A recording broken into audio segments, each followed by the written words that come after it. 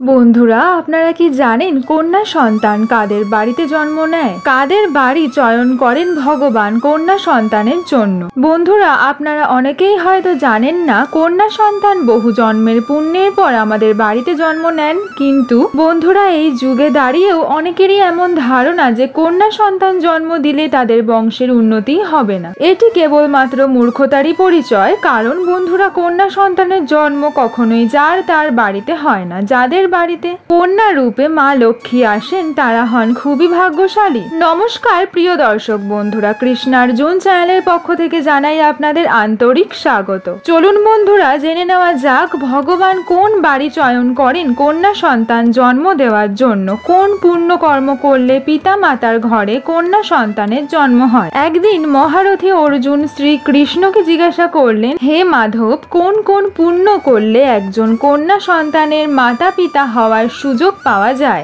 এবং ভগবান কোন ঘরকেই বা চয়ন করেন কন্যা সন্তান জন্ম দেওয়ার জন্য? এই কথা শুনে ভগবান শ্রীকৃষ্ণ বললেন, পার্থ, কন্যা সন্তান যার তার ঘরে তো জন্ম হনই না, বরং সেই ঘরেই জন্মগ্রহণ করেন যে তার ভার নিতে পারবে। কারণ নারীর ভার বহন করা যার তার পক্ষে সম্ভব নয়, নারী সংসারের জন্য সৃষ্টির ভারসাম্য বজায় রাখার জন্য তার সমস্ত কিছু উৎসর্গ করতে পারেন। আর যেদিন থেকে পৃথিবীতে কন্যা সন্তান জন্ম হওয়া বন্ধ হয়ে যাবে সেই দিন সৃষ্টিও স্থির হয়ে যাবে এবং সৃষ্টির সমাপ্তি ঘটবে। যে বাড়িতে কন্যা সন্তান জন্মায় তা হয় স্বর্গের ন্যায়। কারণ পুত্র সন্তান কেবলমাত্র এক কুলের মুখ উজ্জ্বল করতে পারে, কিন্তু কন্যা সন্তান দুই বংশেরই উন্নতি সাধন করতে পারে। বন্ধুরা, আপনারা অনেকেই হয়তো শুনেছেন যে কন্যা সন্তান পিণ্ডদান করতে পারেন না। এই কথাটি সম্পূর্ণই অসত্য। কারণ রামায়ণ কালে মাতা সীতা রাজা দশরথের মৃত্যুর পর পিণ্ডদান করেন, যার ফলেই রাজা দশরথের স্বর্গ প্রাপ্তি ঘটে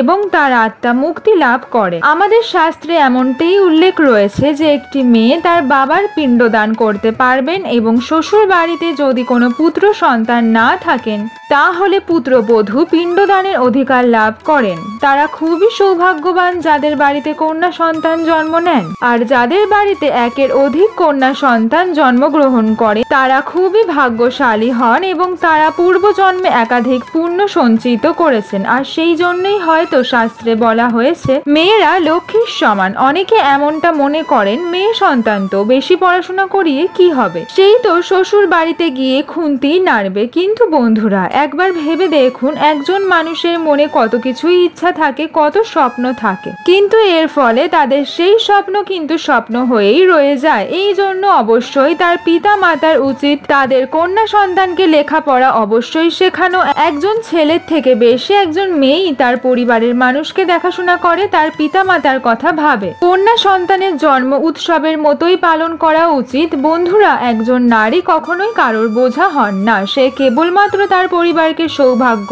দান করার জন্যই জন্ম নেন। তাই প্রত্যেক মা বাবার উচিত তার কন্যা সন্তানকে এটি মনে করানো যে তার মেয়েটি তাদের জন্য কতটা বিশেষ। বন্ধুরা, বেশিরভাগ কন্যাই টাকার কাঙাল হয় না, তারা কেবলমাত্র মান সম্মানেরই ক্ষুধার্ত হয়। এবার প্রশ্ন হলো, কোন কর্মের ফলে এবং কাদের বাড়িতে কন্যা সন্তানের জন্ম হয়? গরুড় পুরাণ অনুযায়ী যখন কোনো আত্মা নতুন শরীরে প্রবেশ করে তখন তাকে সেই শরীর অনুযায়ী নিজের কর্ম করতে হয় এবং সেই কর্মের দ্বারাই সে তার নিজের জীবনকে সার্থক করতে পারে। এবং সে যদি তার কর্মের দ্বারা পূর্ণ অর্জন করতে পারে কেবলমাত্র তখনই পরের জন্মে সে কন্যা সন্তানের অভিভাবক হওয়ার সৌভাগ্য লাভ করে থাকে। প্রিয় দর্শক বন্ধুরা, কেমন লাগলো আজকে আপনাদের এই ভিডিওটি? কমেন্ট সেকশনে অবশ্যই জানাবেন। ভিডিওটি ভালো লেগে থাকলে লাইক, শেয়ার, সাবস্ক্রাইব করবেন।